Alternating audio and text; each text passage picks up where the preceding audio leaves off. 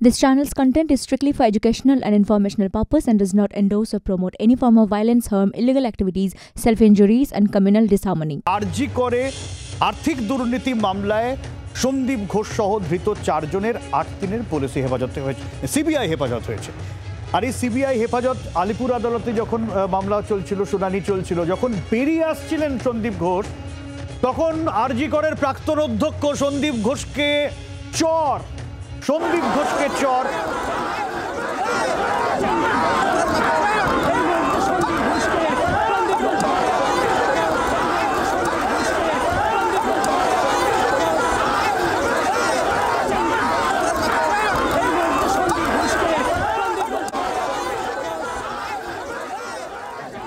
যে ছবি আপনারা দেখছেন, যখন আলিপুর আদালতে নিয়ে আসা হচ্ছিল তখনও বিক্ষোভ চলছিল এবং সন্দীপ ঘোষকে যখন বের করে আনা হয় তখন বিক্ষোভকারীরা চলে যান একেবারে সামনে এবং সেই ছবি দেখছেন জি 24 ঘন্টায় এক্সক্লুসিভ।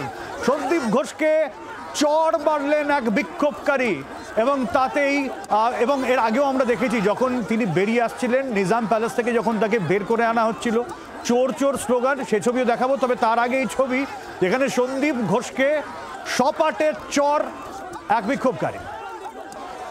ঠিক কি ঘটনা ঘটেছিল ওখানে আমরা একটু জানার চেষ্টা করব।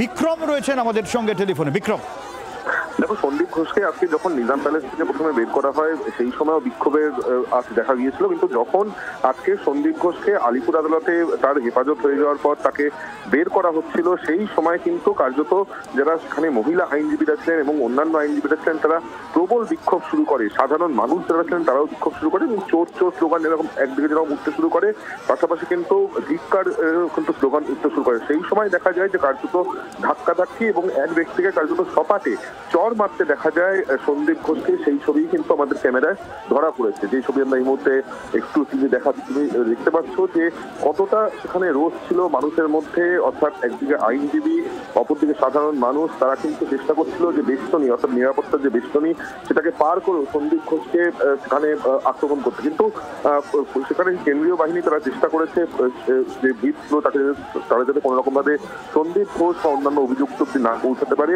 কিন্তু তার মধ্যেও দেখা যায় যে ধাক্কাধাক্কি একদিকে সন্দীপ ঘোষকে করা হয় এবং তার সঙ্গে সঙ্গে একেবারে সপাটে চর মারা হয় এক ব্যক্তির তরফ থেকে। যারা ওই আদালত চত্বরে ছিলেন তারা মূলত কিন্তু প্রত্যেকেই সাধারণ আইনজীবী এবং সাধারণ মানুষ, এবং তারাই কিন্তু এই বিক্ষোভ করছিল। এবং আমরা দেখেছি যে আজকে গোটা দিনই যখন সন্দীপ ঘোষকে বের করা হয় প্রথমে সেখানেও বিক্ষোভের রাত দেখা গিয়েছে।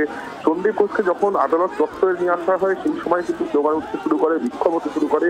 বিক্ষোভ প্রবল হয়ে ওঠে যখন সন্দীপ ঘোষকে আদালত কক্ষের মধ্যে নিয়ে যাওয়া হয় এবং কোর্টরুমের মধ্যেই কার্যত যারা মহিলা আইনজীবীরা তারা কিন্তু তীরে যেতে চান এই সন্দীপ ঘোষের দিকে। এজলাসের যেই কর্নারে থেকে তাকে রাখা হয়েছিল, কাঠগোড়ায় রাখা হয়েছিল, কিন্তু সেখানে পুলিশ কোনো রকম ভাবে সেই পরিস্থিতি সামাল দেয় এবং খোদ বিচারককে সেখানে ইন্টারভিউ করতে হয়। এবং এরপরেই কিন্তু যেটা দেখা যায় যে সন্দীপ ঘোষকে যখন বের করা হচ্ছিল এই আলিপুর কোর্ট থেকে, সিবিআই যখন তাকে নিজাম প্যালেসের উদ্দেশ্যে নিয়ে যাচ্ছিল, সেই সময় একেবারে আদালত চত্বরে অর্থাৎ আদালতের গেটের সামনে সেখানে কিন্তু সন্দীপ ঘোষকে কার্যত প্রবল বিক্ষোভ দেখানো এবং তার সঙ্গে সঙ্গে তাকে ধেয়ে যায় পুরো যারা সাধারণ মানুষ ছিলেন বা যেখানে যারা উপস্থিত আইনজীবী ছিলেন।